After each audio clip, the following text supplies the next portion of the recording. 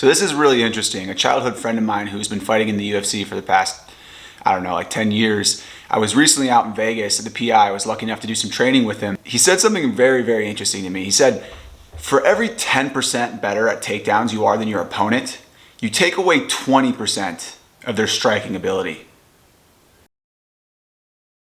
So think about that for a sec. So if your opponent is 30% better at striking than you, and you're only 20% better at grappling, that just made their striking 10% worse than yours. And I think the same principle holds true for grappling itself in a purely Brazilian Jiu-Jitsu or any other kind of grappling context. When someone is much better than you on their feet, when you're not confident in your defense against an opponent, you stop thinking about your offense. You stop thinking about asserting your attacks. And a huge chunk of your attention gets redirected towards what you don't want to happen. You become overly concerned about what your opponent is doing and not what you are doing yourself. I think this mental framework perfectly illustrates sort of the fear that a lot of people go through in jiu-jitsu, being on the feet, going against someone who's much better than them. But one of the easiest ways to nullify this advantage, to level the playing field or even surpass them, is to learn how to what I call limp leg. Limp legging is one of the easiest ways to become defensively confident going against even a very experienced wrestler. I've seen BJJ guys who are getting taken down at will learn how to limp leg, and then the very next round,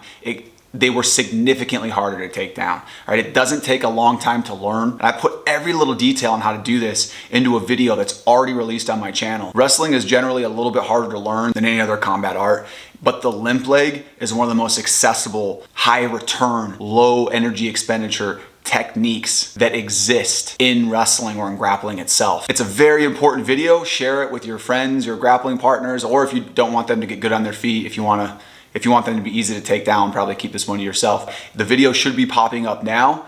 Save it, review it, and there's a part 2 that's already out that will be linked here as well. Both are linked in the description, and these are 2 of the highest return videos that you can invest your time in if you want to get good on the feet as quickly as possible. Coach Adam here with Wrestling University. Thanks for watching, and we'll see you in the next video. But the next video you watch should be the limp leg video. You should be clicking that right now and check that out. Thanks for watching, guys.